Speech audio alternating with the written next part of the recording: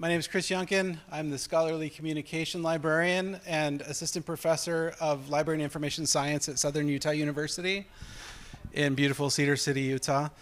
And I'm happy to be here. So as the title of my talk indicates, I was able to participate in my university's strategic planning process and was able to encode open inquiry and academic freedom into the plan. And I want to tell you that story, tell you a little bit first about the university. It's a relatively small university. I think we have 15,000 or 16,000 students. I guess that's technically mid-sized. And we're in the mountains in southern Utah. It's a very kind of conservative, traditional community, and but we're close to national parks, and we also have the Shakespeare Festival, the Utah Shakespeare Festival, which is in its 63rd season. Any Shakespeare fans in the house? Yes. So if anyone ever wants to come out and see a show at the Shakespeare Festival, just let me know, and I'll help facilitate the process, because it's a great experience. But I'm already digressing, and I just started. So the story of this particular strategic plan into which I was able to help encode these values, the story for that really starts in 2020 in the spring. So does anyone remember anything happening of significance in the spring of 2020? There's a little bit going on, right? And so at the time, we were under a strategic plan that was scheduled for 2016 to 2022. So we were about 4 years into this plan. And I remember when I first started working at SUU back in 2019, I read the strategic plan because I'm a good citizen. And I was like, yeah, I'm going to read this and know what this university is about and what they value. And it was 17 pages full of tables of strategies and outcomes and action plans and all this kind of stuff. It was like so many bullet points, it was ridiculous. So it was a very comprehensive plan. So in 2020, our provost had left, and then we got a new provost, and one of his first things was to put together a committee to start drafting the next strategic plan, which was meant to run from 2022 to 2030. And so, you know, the committee got together and they went through this process. I wasn't involved at all in that in this first iteration, but I think it was like around June in 2021, our university president announced that he would be leaving to go take a job with the State Board of Higher Education, and so the plans for the strategic plan kind of went on hiatus for a little bit. But the provost still wanted to get it out there. He still wanted to make sure, you know, the campus was involved in the shared governance process. And so right before the fall 2021 semester, the provost sent out a draft of the strategic plan. And so I read the plan, and it was a significant reduction in page length. It was only 3 pages as opposed to 17. And it had, you know, all the normal stuff, the mission statement, the university's values, all this stuff in there. And kind of what it came down to is sort of the overarching strategy was to connect students, those student connections. And so I read through the plan, and it's kind of divided into these 4 sort of focus areas. I guess they call them actions, and then those were divided up into tactics. And I'm not like a business guy or like a planning guy, but all these like little words like tactics and things, I find it interesting. But one of the things that I did notice was that within this plan, now we're a very student-centered university. We always have been. We have a very like high teacher to student ratio. I think I'm doing that right. There's a lot of professors, not a lot of students. And then we also have small class sizes. So I know of some classes that are like 100 students, but it's very rare. So our university is known for being focused on teaching. We're not a research university. And so that was really kind of the core thing of this plan, was we want to make sure our students have the best experience possible. But one thing I noticed as I was reading through it was there were a lot of, I'll just call them DEI keywords throughout the whole plan. And that was a pretty big shift. The provost had a big push for DEI on campus and hired a chief diversity officer. And so this was kind of infused through the whole thing. It was like attainment gaps and, like enhancing our DEI efforts and equity and all these things were all kind of infused throughout, which I didn't object to, except that within the plan there wasn't really any indication of how that might affect what was going to be expected of the faculty. In fact, the word faculty only appeared once in the entire plan. And so, I mean, again, like I said, we're student focused, so it made sense. Like they were like, we're going to do this for our students, but there were kind of these, these sort of like implied mandates of how we're going to change the curriculum and how what we're going to prioritize and what we're going to focus on, because that's what a strategic plan is. It's kind of telling the world, like, this is what we value, this is what's important to us, this is what our priorities are.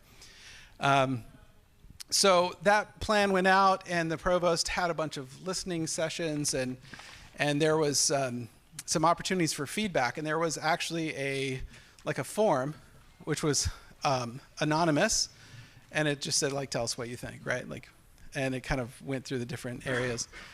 And so I'm not anti-DEI. I just want to make that clear. But I didn't like the thought of imposing a bunch of sort of activistic political stuff onto the faculty. So I made that clear. I said, I'm not opposed to DEI, but if we're going to do it in a way that puts a bunch of mandates on the faculty, like, I'm not in support of that. And also, say, like, it should be very clear what this means for the faculty. I even put my email address and my name in there. I said, if you're interested in talking, okay, I'm downplaying a little bit, but I said, if you want to talk to me about this, here's my name, here's my email address, and sent that to, which, went to this committee. Of course, I didn't hear back. I didn't expect to hear back. But I made my voice heard to the extent that I was able to, and then kind of left it at that. But it seemed like the direction was like kind of full steam ahead with the DEI stuff. And so, sorry, I'm not even reading it, so I don't want to just hold it. And so then, like I said, the provost had said that we're not going to finalize anything until we get a new president. So then we had an interim president for a year. So my opportunity to become involved came when, in the fall of 2022, I had become the faculty senator for my department. I was kind of voluntold to do it. Our faculty senator was retiring, and so I was asked to take over, even though I had just finished up my third year, and so I was junior faculty, which it's not very usual for people at that low of a level or that early in their time to be faculty senator. And so I had no idea what I was doing, and I had no idea what I was getting myself into. But I like to volunteer. So when the faculty senate president sent out an email to the Senate saying that they needed 2 faculty senators to serve on the strategic planning committee, I volunteered right away. Totally not expecting to get on it, but I was chosen. I'm assuming that I was one of 2 people who volunteered. And so there I was, and I was on the strategic planning committee, like, just overnight, literally. The next day, after that had all sorted out, the provost sent out a message, and he said, "Hey, we're going to get the committee back together." It was about half the same membership and about half new membership. A lot of the new members were people who had been community members or students, or they had changed roles, and so.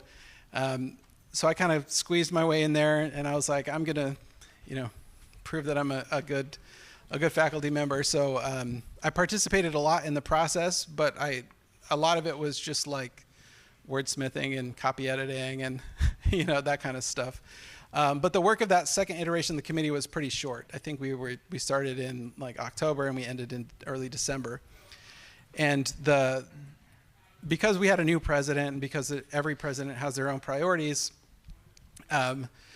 you would expect that this new draft of the plan would have to change significantly, but the person who had become the president was the interim president, and she had been worked in our alumni office and had been on the first strategic planning committee. So it was really just kind of a reworking. So a lot of the same content was in there. The wording had changed, some of the focus had changed, but it was, I'd say it was about half the same plan that there was before. So this process really went quickly. So apparently I wasn't the only faculty member who had noticed that faculty was conspicuously absent from the previous draft of the plan. People did bring that up, and they had put some language in there. So there was these different focus areas, and one of the areas was enriching the academic experience. And so they put some language in there about hiring mission-aligned faculty. There wasn't anything insidious in that. It was just like, let's make sure that we can get good faculty who will stay there. As you might imagine, not everyone wants to live in a tiny town in the mountains in southern Utah. So we do have people who kind of come and go, and they're trying to address some of that by focusing on hiring people who want to be there, who have the same priorities. And so this process kind of was winding down, and the provost sent out an email. So this was like December 2022, which, if you remember back to the beginning of my story, this plan was supposed to start in 2022, but they had to bump it back. And so they really wanted to get this through. And so the provost sent out an email on the night before our last meeting. Oh, I'm going to need my papers back because I have some quotes I need to read. Thank you. And so the provost sent out a message, and he said, hey, are there any last minute edits or additions, or do you want anything? And I sat there in my office. I remember sitting there and just thinking, like, what should I do? Because I found myself as a librarian, as an information professional. There had been this couple years from like 2020 to 2022 where I was really concerned about our country. I was really concerned about sort of the lowering of the quality of discourse in our culture, and a lot of the things that had kind of were, the excesses of, radical activism, and there was just a lot going on around that time. And I had been introduced to HXA, I think it was 2021. So I'd been aware of HXA, and I'd been aware of these things for a few years. And for me, in my own personal work as a librarian, the ideas of open inquiry and viewpoint diversity and constructive disagreement, that's part of the DNA of what I do as a librarian. The librarians, we're the ones who try our best. I know that librarians get kind of a bad rap for being like blue-haired, insane TikTok people. That stereotype is not, in my experience, that's not a real common thing. So librarians have caught a lot of flack for the way that things have been happening in our culture with book bans and stuff like that. But really, at the heart of what we do as librarians is, you want to talk about viewpoint diversity, it's our core mission to provide as many viewpoints as we possibly can. Within the constraints of budget and all that kind of stuff. But if you want all the viewpoints, you go to the library. And open inquiry, we facilitate inquiry. I don't care what you want to learn about. If you need to learn about something, come on into the library and I'll help you learn. And constructive disagreement in my work, teaching information literacy and critical thinking, I teach ways of how to evaluate information, how to do that in a reasonable way, and how to engage with ideas and how to engage with information in a way where you can come to informed conclusions. So this is all just it was already at the root of what I was doing as a librarian. But with HXA, it kind of helped me to articulate these things. So this was all kind of floating around, and I was like, so I was like, we need something about this in our strategic plan. And I didn't know if I was even allowed to suggest adding a whole new key initiative into the plan. But I thought I'd go for it anyway. All right, so I sent this to the group. It says, open inquiry and academic freedom. So this is one of the key initiatives, was to foster a culture among students and faculty of openly inquiring about diverse viewpoints and ideas and participating in civil constructive disagreement. And that would have been enough in itself, but I added this: create an educational environment that tolerates and encourages such exploration and engagement regardless of prevailing social and cultural trends or expectations. In Utah, we have a lot of I don't know if you want to call them the woke right, but there's a lot of activism and excess coming from the right in Utah, and a lot of pressure from parents and stuff. So I put that in there, and I'm like, hopefully this could kind of give us a little bit of protection from that, and kind of show the world that SUU values what education always has been. So I sent this off, and then we had our meeting the next day, and the provost, we went through the plan one last time, and the provost read through it. No one said anything about this bit that I had him add, and he added strengthen before. Strengthen open inquiry and academic freedom. So then that was it. And then our work was done, and it went through the whole process. It went to the president's office, it went through the president's council. I didn't hear anything for 6 months. In the summer, that next summer, the provost had sent out an email, kind of a heads up, the board of trustees is working on the final edits of the plan, but he listed all these things for the faculty, enrich the academic experience, and the stuff that I sent him was word for word exactly the same at that point. So I said, okay, at least it got to the board of trustees intact. And then at the very end of this whole story, when the strategic plan finally came out, I had no idea what to expect, but the stuff that I had added was still in the plan with just a slight alteration. So I'm just going to read this one more time. It says, strengthen open inquiry and academic freedom. It says, foster a culture among students and faculty of openly inquiring about diverse ideas and viewpoints and participating in civil and constructive dialogue. And that's what's in the plan now. And when I think about, the provost, even in his opening meeting for that fall 2023 semester, touted this like it was his own idea. And he's like, we're all about open inquiry. We're all about constructive dialogue and stuff. But I wonder, like, if I hadn't said anything, if I hadn't said anything, that wouldn't be there. And I'm grateful that I work at a university where people just didn't even blink. They're just like, oh yeah, of course.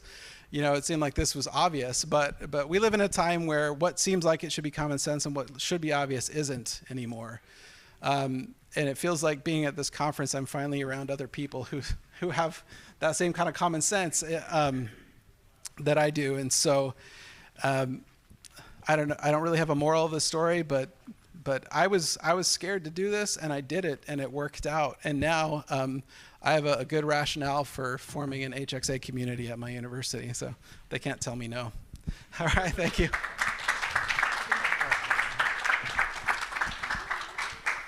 Okay, thank you, Chris. So we have 5 minutes for questions, so if I could ask you to try to focus on the question rather than commentary, that'd be great, and I'll circulate with the microphone. Yes, Matt, go ahead.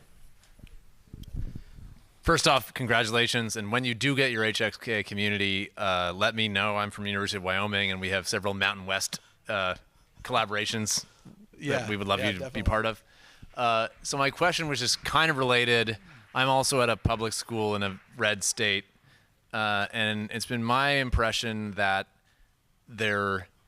neither side on campus feels like they're entitled to be in charge, and it opens up a ton of space for positive energy around dialogue.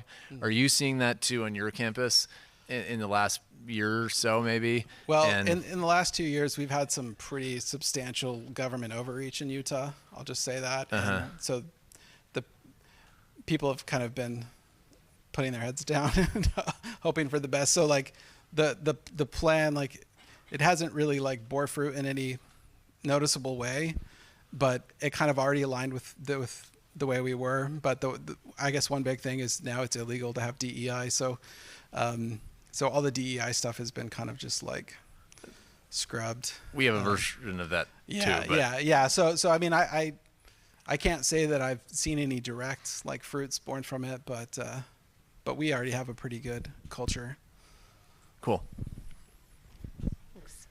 Other questions for Chris?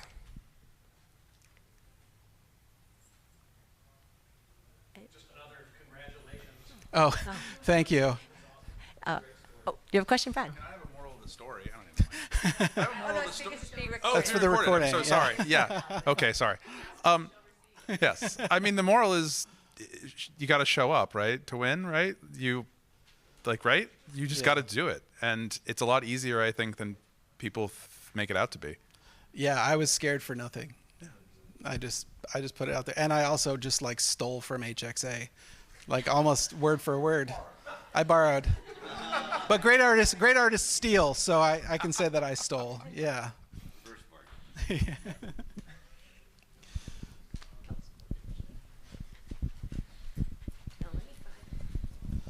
Has your clause been stress tested yet?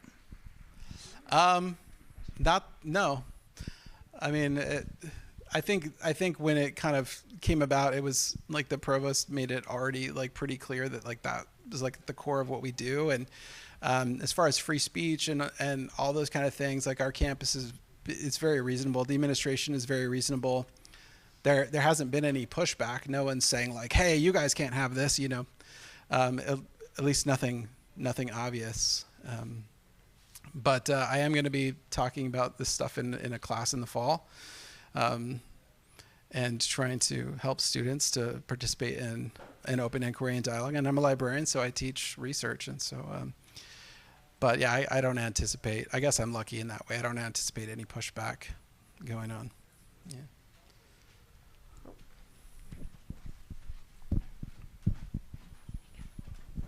So I would just like to know if you would perhaps share with us what kind of conversations you have with fellow librarians about this new representation of your social role as a foaming at the mouth, blue-haired fanatic. I just no, honestly, we have these images of social roles, and sometimes they undergo strong changes. And I just wonder, you know, you're a librarian, I'm not, and I assume you know more librarians than I do. And you know, is this a topic of conversation? How you're perceived, and you know, to what extent that image is having any real impact? You know, it's a good joke, but I'm just wondering, what is it like to be a librarian? And you know, what do you talk about as librarians about this kind of perception of your social role? Yeah. So. I guess I'll point out that in academic libraries, it's different. A lot of what you see in the media, that's really a lot related to public libraries, and school libraries, because a lot of these issues, especially the book bans, are like related to kids and what kids can have access to and not. So in the academic library setting, like we're pretty much just business as usual. But I have had, I have gotten emails that are like, oh, we got to support our librarians because, you know, we have to oppose this legislation and that kind of stuff. So, but in ours, it's not really an issue for us. But it has been interesting to see at the academic library space, AI is the new DEI, whereas like if you go to any library conference over the last 5 years, it was all about DEI and trauma-informed this and that, and now everyone's just freaking out about AI. So it kind of is overshadowed it at this point. Thank you. All right. Well, please join me again in thank you.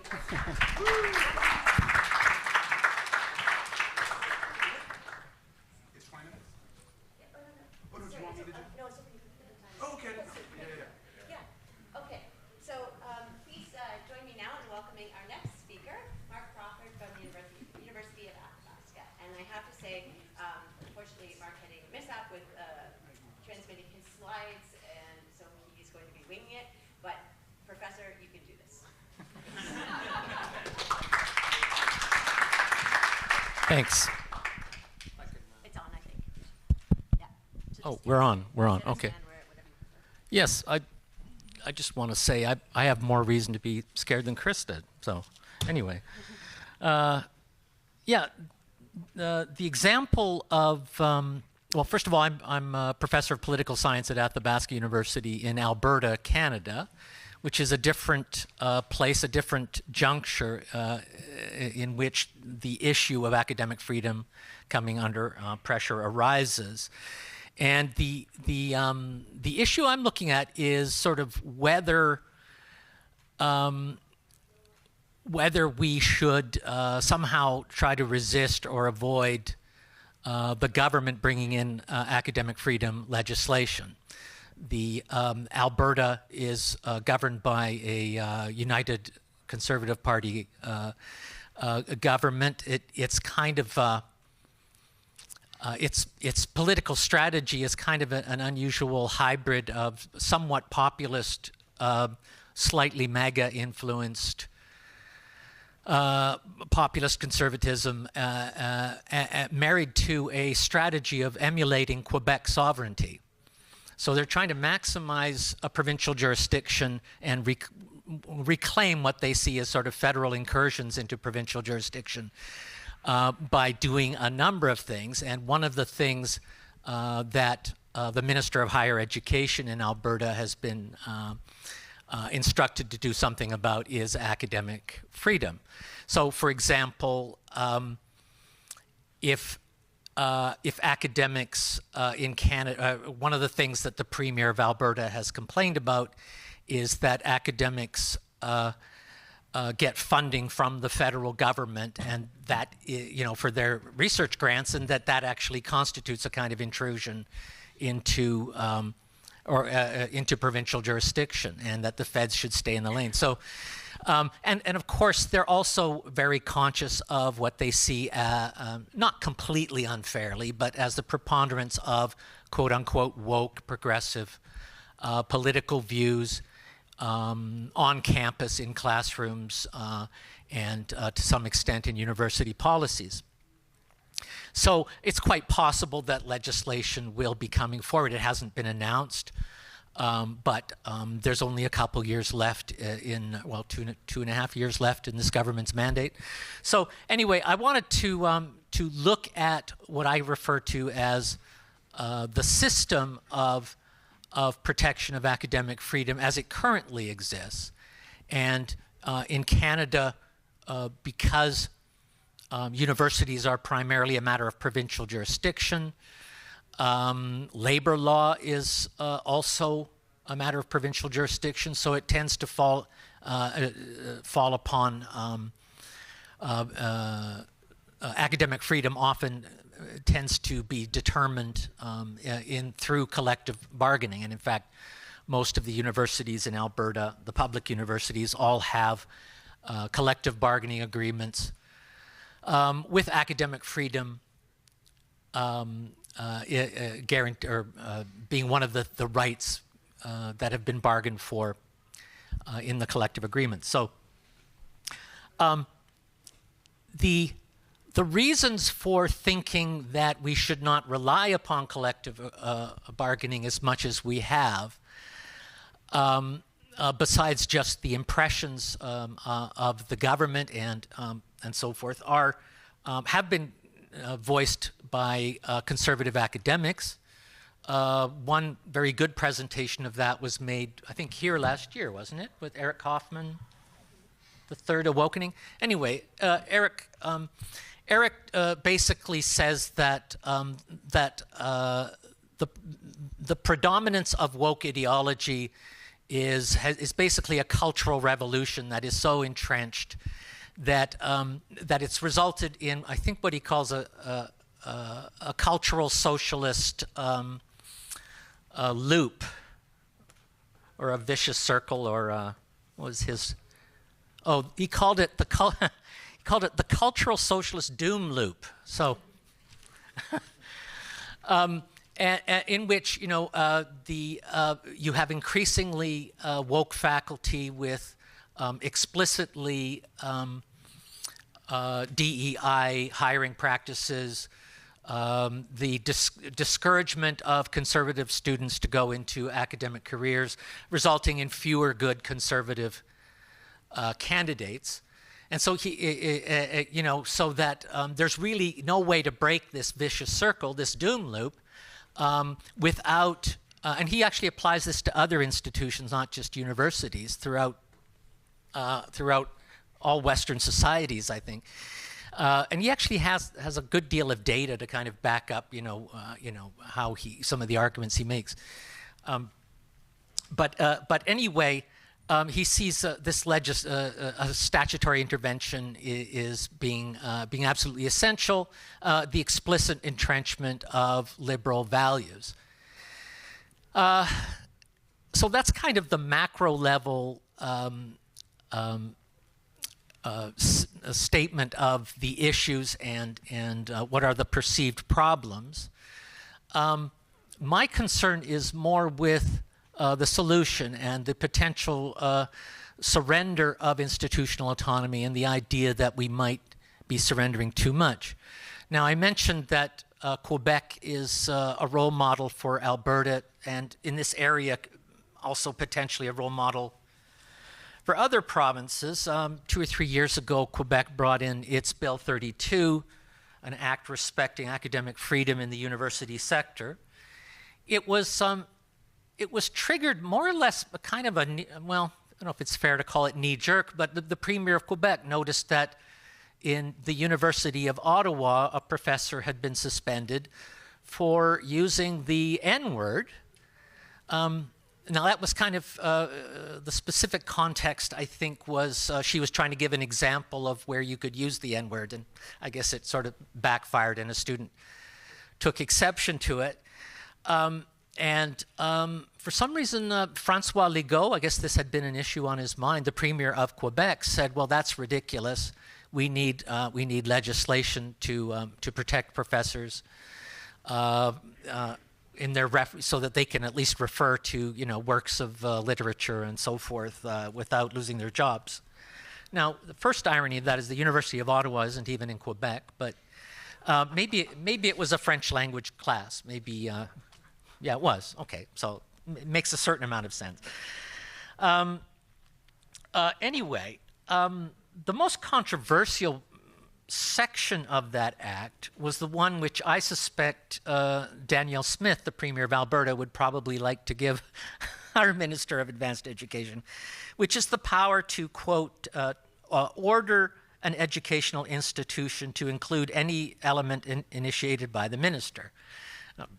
In other words, very wide discretion to correct the woke imbalance in the universities. So it certainly looks like it could be a Trojan horse. And I'm not aware of any sort of, in the last couple of years, any sort of really egregious examples of that discretionary power being abused. But maybe that's just because it's died down a bit in Quebec, or the critics have been vocal enough to cause the government to back off. The government is also playing cultural politics, linguistic politics in Quebec, so that also gets factored into the equation. Another criticism of the bill, which again is probably going to be relevant to the Alberta example and other examples, is that the bill leaves out of the definition of academic freedom the UNESCO, the United Nations definition, that a government should specify that academic freedom supersedes institutional loyalty. So in other words, you should be protected from being disciplined for academic speech that is critical of your university. That's actually not a bad segue into my sort of personal kind of micro level interest in this. I've been talking about the macro level. It probably started with a conversation I had with Dr. Francis Widdowson 2 or 3 years ago, in which I said, I was going to try and be a good exemplar of somebody who could speak differently, but in a more reasonable way, and that could hopefully escape discipline and be broadly accepted. And she looked at me knowingly. Now, she's been probably the leading case in Canada of someone who lost her job, even though she was a tenured academic. And there was this strange, since I'm really talking about, is collective bargaining adequate? There was a strange labor arbitration decision about her case last summer, in which the labor arbitrator said, you were not justly fired, but you're not going to get rehired anyway. And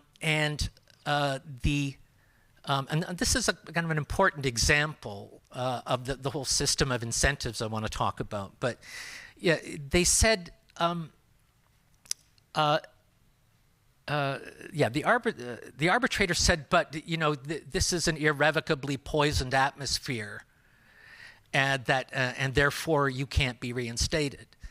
And certainly people I've talked to on the other side, in Mount Royal, the university she worked at, you know, have said that, you know, are probably highly satisfied with this decision.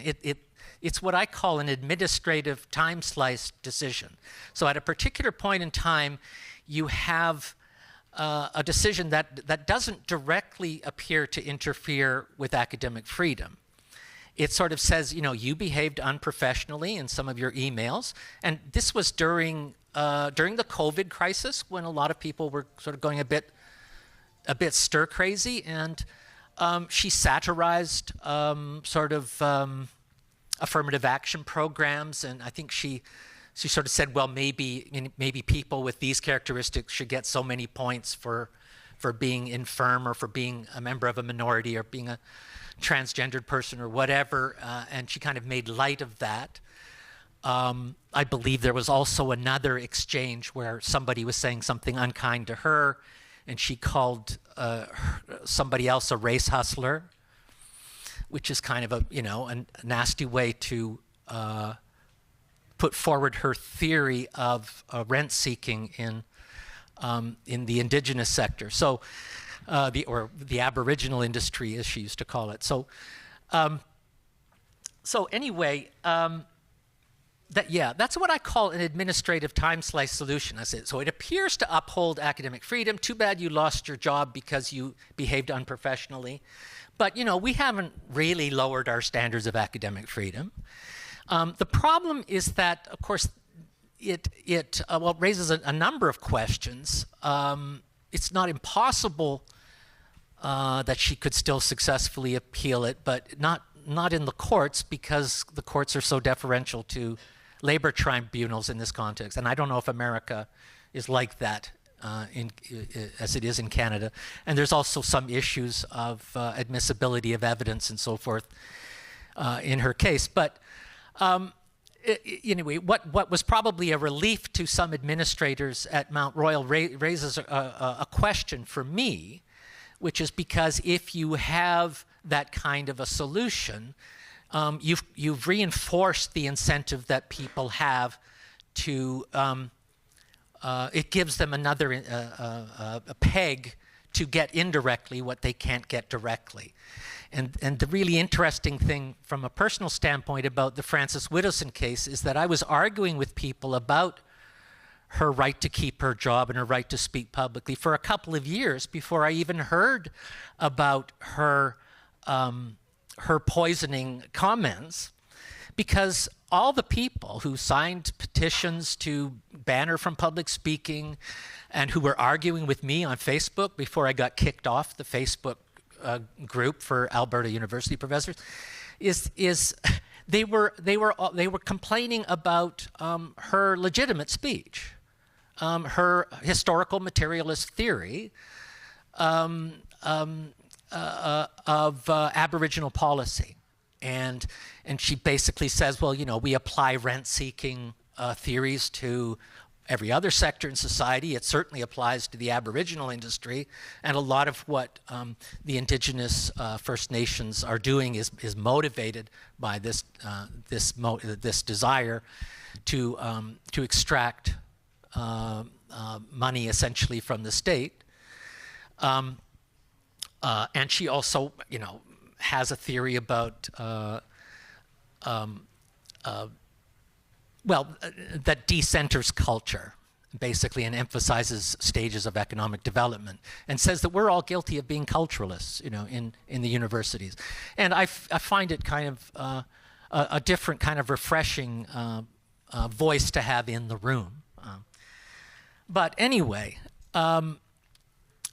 anyway, I was saying to her that unlike you, Francis, I have kind of just a middle of the road, sort of mildly left liberal, and unlike you or Jordan Peterson, I also am willing to bend if somebody tells me to capitalize the word indigenous or do something like that. I mean, I know when to pick my battles and stuff, and I think I'm just I don't have an extreme view that anybody ought to one could reasonably expect would be should be offended by, and if anybody were offended by it, I could defend the reasonableness of it. And so I'm just going to give it a shot. And she just looked at me and said, "They will come after you." And the funny thing and so I got into trouble. I got into trouble because I was on a small listserv of political scientists and lawyers talking about. I just mentioned that there was an article that I thought was worth reading by David Frum in the Atlantic Monthly defending Sir John A. Macdonald. And I thought that was something people would be interested in because, after all, Sir John A. Macdonald was really in the news, right? I mean, his statue was being torn down everywhere. So, but it was the wrong side of the issue. And sure enough, people ran to the dean's office complaining, and as well as to the grievance committee of the union. And now, to my dean's credit, she never did anything to discipline me, but that didn't stop 4 or 5 of my colleagues from doing so. And in building up their case against me, one of the things I did was, in an article that I wrote that was published in the United States, I allowed the word indigenous to not be capitalized. It was a small I. And, that's a whole, in other words, they were just following their own, I allowed the editors to follow American convention about how you deal with generic nouns, in a consistent way. So, so anyway, that's sort of my, now I was right in the sense that I was never ultimately disciplined. The complaints against me all fell short. And I think the motivation for that from, on the university's part, I think, one shouldn't be too dewy-eyed about it. I mean, I appreciate it, but I think that they just realized that I would that it would not be that if I was disciplined, I would go public, and that it wouldn't look good for them. So you could say, So anyway, yes. What about the union? Now you could. That was what was so scary and stressful about the whole process, because 2 of the people on the union executive were also 2 of the people who had objected the most to me. In fact, they were behind the complaint. And the president of the university was also taking a very strong position on DEI in the university's, his proposals for the university strategic plan. So, to me, it just looked like, my goodness, the other side is on both sides of this issue. But so that might sound as though I would invite statutory intervention. I just wanted to say that I think there are ways I wasn't disciplined, and one improvement I would suggest that I probably have time to describe in the minute or so remaining is to make it a little bit harder for people to get investigated, to have some sort of prima facie case that could be fairly adjudicated by an impartial panel. And there might be other ways that collective bargaining can be tweaked. And I know that you guys have argued that the existing law can be used to try and get the faculty unions sort of back in their lane, and that arguably collective bargaining, if it doesn't exactly work, can be made to work. So that's what I maybe should conclude with. Thanks. Oh, yeah. Hold on for questions for you. Okay, so we have 5 minutes of questions for Mark, and well done on the professing without your slides. I was impressed. Oh, thanks. Yeah. Thanks. All right. He also has handwritten notes, which impresses me a lot. Yeah. Hi, Mark. Terry Newman, National Post, former professor at Concordia McGill as well. Yeah? And yes, they will come to eat you. I do have a question, though. Yes, there's absolutely no doubt that Francois Legault made Bill 32. Yeah? But I don't understand your leap from assuming that Daniel Smith would use it on schools in Alberta. Where does that leap come from? Oh, why Daniel Smith would want to use, like, you're suggesting that she would like to use something like that in Alberta. I'm trying to understand how we got from Legault to Daniel Smith. Well, do you remember when Frances Widow tried to give her talk at the University of Lethbridge and was kind of drowned out? Yeah. And then the very next day, the minister made an announcement in response to the news reports about the need for legislation. Now, so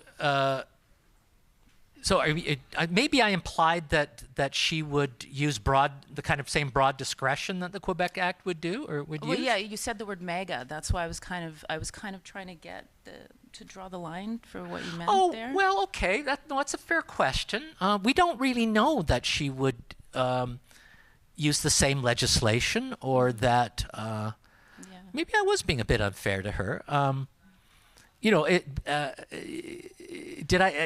there is this emulation of the Quebec model, and she definitely does think universities are too woke. I mean, I think she's made several statements to that effect. But no, I mean, I shouldn't, if maybe I was being a bit presumptuous.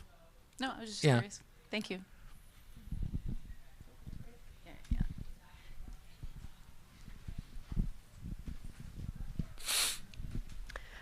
Thank you for your talk. And forgive me, all of my touch points are American, so I might treat Canada like the 51st state. I don't know. But it struck me when you were giving your talk that, the argument in the third Great Awakening calls to mind William F. Buckley's God and Man at Yale as a sort of repetition, right? As if we're living through now a repetition of what then was criticized as progressive education in the late 40s, in which you had a conformity of the faculty. And, in that book, Buckley basically argues for the power of the board against the faculty. And in the context of the state school, a state school, that would mean the power of the state against the faculty. And, maybe the apparent repetition of this should make us question what we think about, like, the McCarthyite era debates over academic freedom, because obviously at the time they were thought of as a symptom of the Cold War. Yeah. But it seems to me that if today we're experiencing some sort of repetition of this question of, the kind of validity of faculty governance versus kind of board or community governance, and the problem of conformity within the faculty, then maybe it's more of a kind of somehow a perennial problem, or at least a persistent question. So I'm wondering if, what you think about, this issue of faculty versus kind of community in the sense of the board or the state governance of the university, and why this might be kind of a repeating problem or crisis within academic institutions. And kind of on that note, what you think kind of the proper relationship between the university and the state ought to be. And what's like, okay. What would the social basis be? Like, what sort of basis is there in the world today to demand something like freedom of teaching, where, you would respect all sorts of minority research interests on the faculty? Thank you.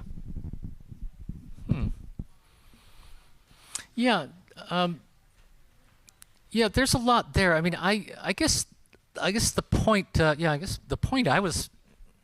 of the points I wanted to get to was just sort of the message that if maybe the faculty can hang on to its autonomy and its ability to govern itself, if it does a better job of protecting academic freedom, but it has to do and it has to do so in a more inclusive way than it has in the past.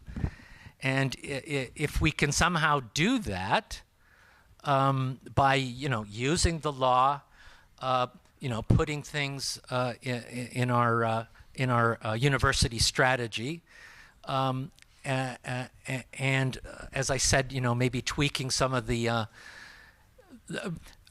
incentive structure. The collective bargaining example is good if you look at it in detail. I mean, do people? Oh, right. Okay, yeah. We need to have a better incentives all the way down for people not to try to limit freedom of speech. So. All right. Well, thank you very much. So our next talk is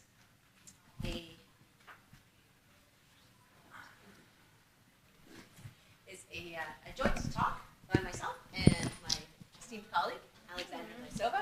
We're both from Simon Fraser University in Burnaby, Canada, which is near Vancouver. Do you want it on full screen or do you care? It doesn't matter. It's okay. You can keep it here or down there. That's okay. Okay, thank you so much, Rachel. Thank you. And thank you. Oh, they won't. Okay. So thank you so much for coming to this presentation. So my name is Alexandra LYSOVA, and I'm a professor of criminology at Simon Fraser University. And Rachel is professor of statistics at Simon Fraser University. So we are both, a little bit of background and to structure our talk. So we are both co-founders and co-directors of the Academic Freedom Group at Simon Fraser University, which is also a Heterodox community, a university community. So we've been working in the past 3 years or so. And so what do we mostly do? We are happy about the state of affairs at universities, right? And what we're trying to do is we're trying to make this soft change at the university. And most of our activities are focusing on mobilizing community. So we have about 60 faculty members, and that works. That works greatly, really, because people start speaking up in their own faculty meetings, people joining the Senate. So I should say first is engage in the community. Second is we're trying to engage students right now more of engaged into the discussions, bring speakers who would model the open, respectful disagreement, open discussion, and also what is important, we're trying to get engaged into the collegial governance. And this is, I think, really, really important because universities are governed by the faculty members. We kind of forget that. We're always busy. And sometimes I think there is an intention on the administrator's part not to give us enough time to be there, not to encourage us or to compensate our time to be on all these different committees. And we even heard this saying, you just do your job, we do our job, we will govern, and you just go teach and do research. I've almost seen their intention, just they don't want us there, so that is why we should be there.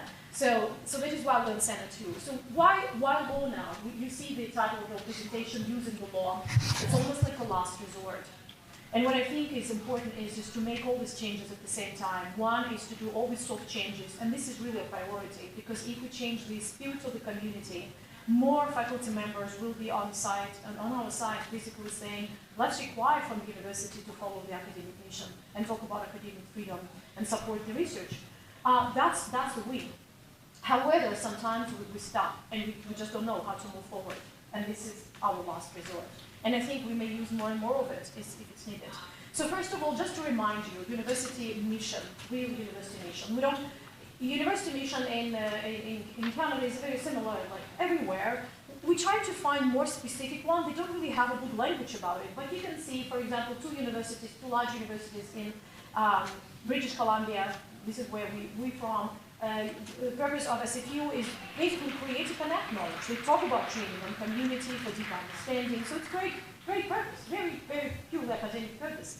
Purpose of UBC is very similar, pursuing access and research, learning, engagement. They say something about sustainable, just society. I see a little bit of activism already there, but still focusing a lot on excellence. However, what also happens is as we see some politicization of academia, and this is what bothers us. This is where we see university digresses from the academic mission into something else. So, background for Canadian BC laws that govern universities. This is where we needed to be a little bit of lawyers. We needed to read our laws and policies, and this is another important thing we're doing now. So in BC, we actually are governed by the provincial laws, and we have a BC University Act. And BC University Act has a very important provision, which says, it's section 66.1, that says university must be non-sectarian and non-political in principle. This is really important. One of the actually members of our group pointed to us to this law. We didn't know about it.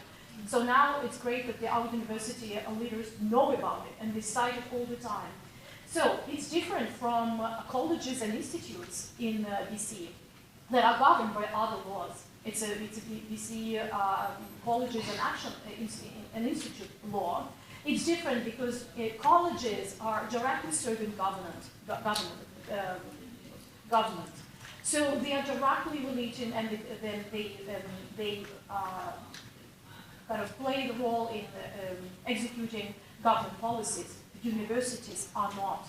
We're very different. We're meant to be independent from the government. And this is something that we read here. We see it as part of it. And also, we see Human Rights Code clearly says that people cannot be discriminated based on a number of characteristics, including indigenous identity, race, color, ancestry, place of origin, and then political belief. Again, this is really interesting because it's quite unusual. In many provincial legislations around Canada, political belief is just not one of them, but it is in British Columbia. And again, we noted that. It means each one of us, as faculty members, protected against discrimination based on our political belief. But what is political? They all mention political belief, politicization. What is political? This is where the problem starts. We don't know what it means. Because neither of these laws clarified what political means. But we found one document, which is the BC Human Rights Tribunal, that the entire paper clearly explains what political means, and they clearly go beyond just partisan politics. This is what our administrators constantly tell us. Oh, we're not calling you to vote for this party or that party. And we're telling them, it's not just that. It's not just partisan politics. It's much broader than that. It's something related to social cooperation, beliefs about governance of First Nation communities. It's about homelessness, about crime, drugs, everything. We may have different laws about death penalty. This is what I tell my students. You may be for death penalty, you may be against death penalty. What I'm looking at the quality of your argument. I shouldn't judge you based on which political spectrum you stand on. And this should be the case with universities. Involve public discourse on matters of public concern. This is all political. But this is, again, not clearly this is how not our administrators see that. So, another important context for what we're doing right now with our university and what BBC is doing is there is a contradiction in Canadian law. And this is really problematic. So, for example, look at this. This is Canadian Constitution. There is a section 15 in the Canadian Charter of Rights and Freedoms of 1982. The first is perfect. Every individual is equal before and under the law. There can be no discrimination based on race, nationality, and so on. But look at the next section, section 2. And that says that this one does not preclude any law, program, or activity that has as its object the amelioration of conditions of disadvantaged individuals or groups, including those that are disadvantaged because of race, national and ethnic origin, color, religion, sex, age, or mental and physical ability. When I talk to people and lawyers, what does that mean? And the lawyers explain me this. Yes, it's kind of a contradiction, but this was meant to be an exceptional clause. You should, and it's not supposed to use it. And what university is doing, they're constantly using it now. So we hire based on race, we hire based on indigeneity. Right now, currently my school hired 2 people, and third position is open only for 4 groups there. So this is what's happening.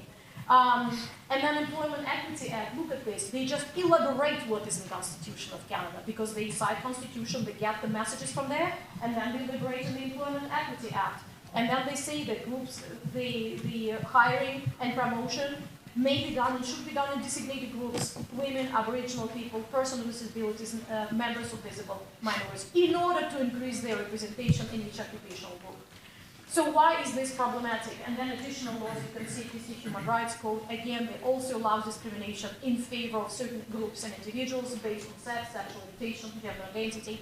Look at Canada Research Chair. This is the program in Canada to support excellence in research. These people have lots of money to create their own research programs, and now these people can be only of certain groups, right? Designated groups, institutional targets should be met. I should briefly maybe say why this is important, because I go to the next couple of slides. Why? And some people may say, so why is it a problem? Yes, you ameliorate conditions of certain groups. We are hiring right now. The person who the hiring is based on their ethnicity, indigenous person only can apply, and it's only in their lived experiences. And they even presented the topic, it should be critical topic, looking at the criminal justice responses to indigenous people. And then, you know, I'm looking at kind of questions people ask, and everybody's afraid to ask any more serious questions because they will attack the identity of the person or attack their lived experiences. But this is what they're based on. This is where I see the connection with academic freedom, honestly. And final lawsuit. So what it is, we members of our group, we are engaged with the university right now to the lawsuit against our faculty association. They are supposed to be our allies and shouldn't come to this. We feel very bad about the whole situation because they are in place to support us, but we're suing them. So what happened? In June 2024, last year, they kind of forced us to vote on 2 motions related to anti-Israel motions related to situation in Israel and Gaza. So one is to divest, university should divest from anything related to military funds. And second, we need to stop educational relationships with institutions and members of Israel. So we warned them, don't do that. It's not your job. But they didn't listen to us. So we went to court. So 13 of us didn't make the petition. So the case was heard in February. So we're still waiting for the decision from the judge. We don't know what the decision, what would be the decision is. But the point is our reasoning. These are the purposes of the Societies Act. Again, we're looking into the laws. And again, this is what I'm seeing down the next steps are. Not just making the soft change of the law, but clearly know the policies. Because they're all operate in this legal space. We should clearly read everything and be able to see if they do it. There are five goals, purposes of the society. You clearly see none of them deal with something international, large, and particularly something where we will be pitted against each other as faculty members, because we clearly were. No, they have to do this job, protect our academic freedom, promote our welfare for all faculty members, and so on. We think they don't do a good job. And just briefly, we see Societies Act, this is what they ruled off, this is what we found on ourselves, right? We looked into this and we found that society must not carry any activity or exercise any power which is just inconsistent or contrary to its purposes. This is why we hope we will win, but we don't know yet. So, and this is where I'll give it to Rachel.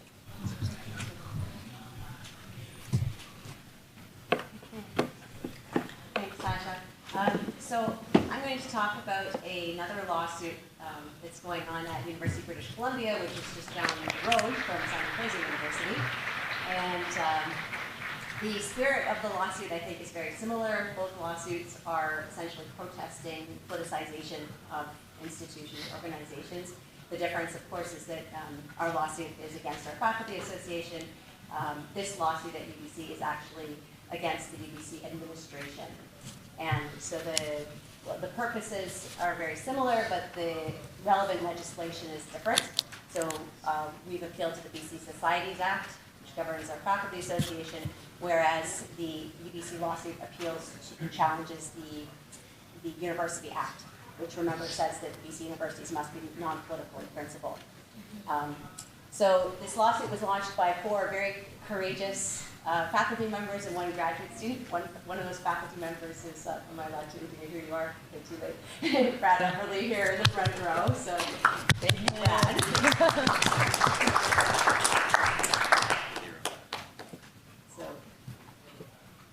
So all of us in British Columbia, and I think probably more broadly in Canada, will benefit if these great petitioners are successful. So we are very grateful.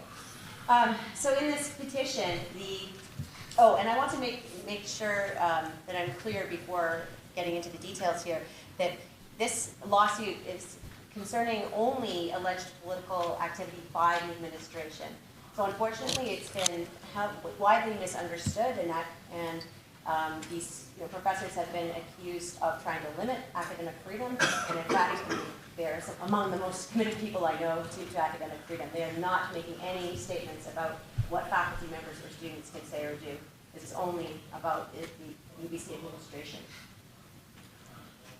So they've given 3 examples in their petition that illustrate UBC's political activity. And the first one I think is pretty blatantly political. So it's that governing bodies have made statements about the Israel-Hamas war. And I think it would be pretty challenging to argue that that was not a political statement. The second and third examples that they give, I think, are more subtle, but I'll explain why I and others, I think, believe that they are, in fact, political in nature. So the second example they gave is this requirement of EDI statements by candidates who are applying for faculty positions. And the third example is land acknowledgement, specifically the administration's repeated acknowledging of repeated declarations that UBC is on unceded and traditional territories of the First Nations. Okay, so let's dig into why mandatory EDI statements could be viewed as political. So first of all, I think probably most of us know that these EDI statements are not kind of free-form expressions of what one believes equity and diversity and inclusion should mean. There are certain standards associated with them, and people are really expected to say certain things and to take particular viewpoints. And in fact, they may be even encouraged to provide evidence of social activism. Now, this is not my area of expertise, but my understanding is that EDI principles and values arise from postmodernist thought, and the fundamental purpose, essentially, is to disrupt social and political order. So in that sense, these mandatory EDI statements really are political. And I think another consequence of requiring these statements is that the pool of candidates becomes restricted to those who either legitimately hold these particular beliefs or are willing to lie about it. And in that way, they're really restricting our university community, and that's going to have downstream effects, for example, on training of students. So taken all together, I think this is one argument anyway for explaining how mandatory EDI statements can be viewed as political. Okay, now regarding land acknowledgements, so just a bit of background. So UBC land is part of the Musqueam Nation's traditional territory, and it has never been ceded by treaty. I'm not aware anybody disagrees about those statements. But the issue here is that when the administration keeps claiming over and over and over again that UBC is on unceded territory, is that it implies that UBC may not be the rightful title holder of that land. And these land disputes have been going on forever. The rightful title owner is being debated actively, and certainly should be, in my opinion, by faculty members and students. But again, this is not an issue where the administration needs to get involved and perhaps make statements that create a chilling effect on academic freedom. Okay, so again, and these kinds of debates about the rights of peoples to govern their land seem squarely political to me. Okay, so those are examples of the alleged political activity of the UBC administration, and I wish Brad and his colleagues all the best in their lawsuit, and hopefully we'll get a positive decision there. I want to end not a third lawsuit, but I'm calling it a lawsuit in the making. So the CAUT stands for Canadian Association of University Teachers. The Canadian analog, I believe, of AAUP. And basically, it's an umbrella organization that governs our faculty associations. And they too, unfortunately, have been engaging in what I view as inappropriate political activity. They recently conducted a study of academic freedom on Canadian campuses post-October 7th, which is fine, that's clearly within their mandate. However, they have since decided to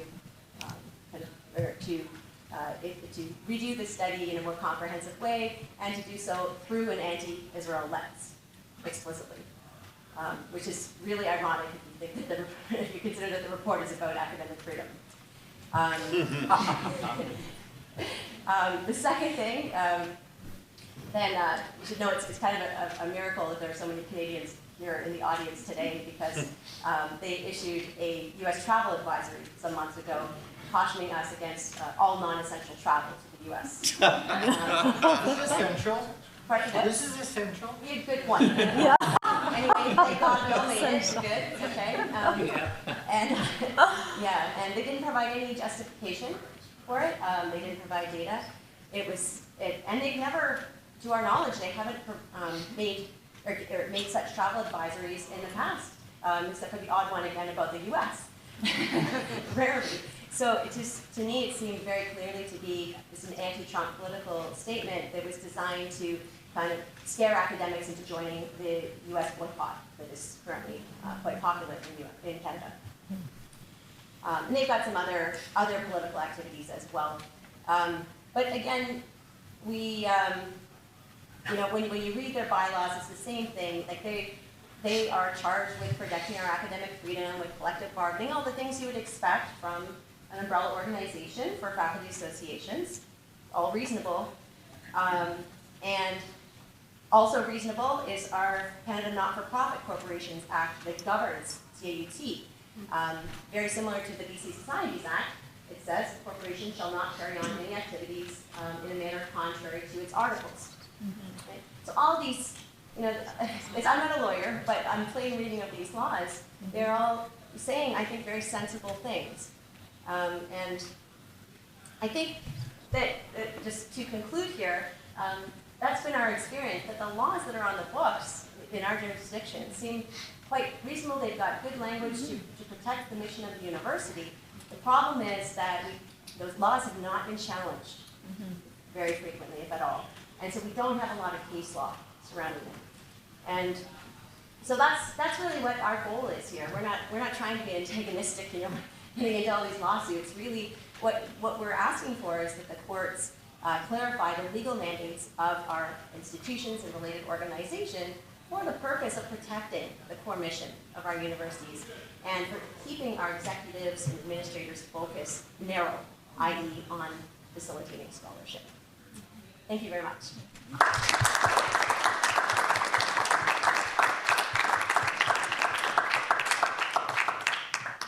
Okay, Steve, do you mind taking questions? Yes, Sasha and I are happy to answer questions. I should let you know, unfortunately, we cannot answer questions in detail about our own lawsuit because the decision is still pending. Thanks. I'll ask this anyway. And, I think you can probably answer this. I guess I'm just curious if you can speculate a little bit about what you anticipate the effects or impacts will be both on your own universities and for higher education in Canada, depending on which direction these lawsuits go in, both if they're successful or if they fail. Are you able to talk to what you anticipate? I don't think we can speculate on the outcome of the case, but Not whether it will be successful or not, but what if it were to go either way? Yeah. successful, it would clearly impact faculty associations within BC because we're all governed by the same Societies Act. And I think it would put other faculty associations across Canada kind of on notice. That would be our hope. You two are amazing, and so are you from the sounds of it. Just by way of background, I'm a Quebecer who lives in Wyoming now. So I appreciate the Quebec story. So it seems like the obvious weakness in Canadian law is discrimination law, as you said. And one thing that I don't feel like I totally understand, having been an expat for a while now, is does the Canadian public, like in the US, it's like a 75% majority position, including a majority of every major racial group, that you should not discriminate for any reason. And that majority holds even if they're explicit about the different reasons that you might have. I suspect the same is true in Canada, maybe slightly less so among the public. So my question is, do people not know how pervasive it is? Like I published in the Chronicle of Higher Ed that it was about 60% last year of CRC posts had explicit demographic restrictions. National Post, let me know if you're interested. So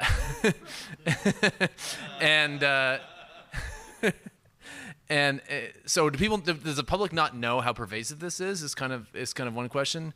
And if they are aware of how pervasive it is, why does the Conservative Party seem to not want to do anything about it? Or they don't talk about it if they do. But they don't talk about it, right? Poilievre is not going around talking about cracking down on this kind of stuff or changing the law. Yeah. So I've actually done research on this, and I'm a political scientist, so it's right in my wheelhouse in some sense. Even though I'm a comparativist and don't study Canada, I'm not a Canadian actually, and so I'm the opposite of you. No, this is going to offend the Canadians in the room. There's no difference between the United States and Canada on this. On this one, there's not. In fact, it looks almost identical when you look at the survey data of people.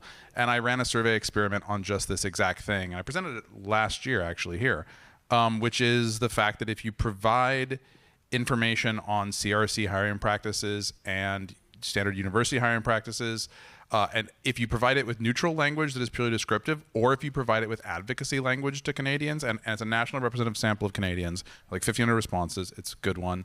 So even the pro-diversity frame decreases public support for diversity in higher education.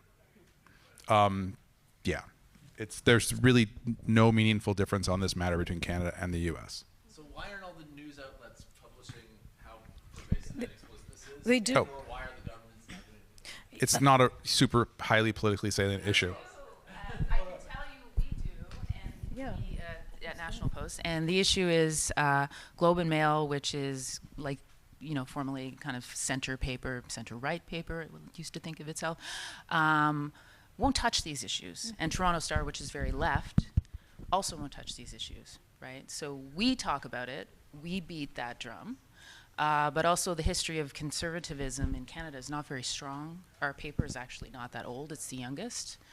And the Liberals are the natural governing party of Canada. So we're up against a lot, right? And most people, I mean, come on, they're going through their day. They don't really know what's happening at universities, right?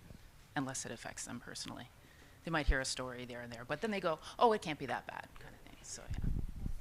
Yeah, I think there is, Matt, towards your question, I think there is a certain degree of ignorance. Like, we need to dig up all these laws and policies. And to my surprise, when I found out that, I couldn't just believe it, because we were constantly saying, oh, the administrators cannot discriminate. And then they said, actually, we can. And this is what we found. So the point is, I think many people just don't know about it. And what you publish in there, the point is that you just read the comments people write. Oh my God, people are so unhappy about this. And public trust in the Canadian universities is also declining because of this. People see it as discrimination, pure and clear. Yeah, yeah. We should just need to kind of stir this debate. I was at the Charter of Rights and Freedom Conference last week, and it wasn't only just on this. Nobody even brought up a question about this section. I brought up the question saying, why don't we discuss this? It's like elephant in the room, and people just avoiding it and talking about something else. So we need to put it at the front.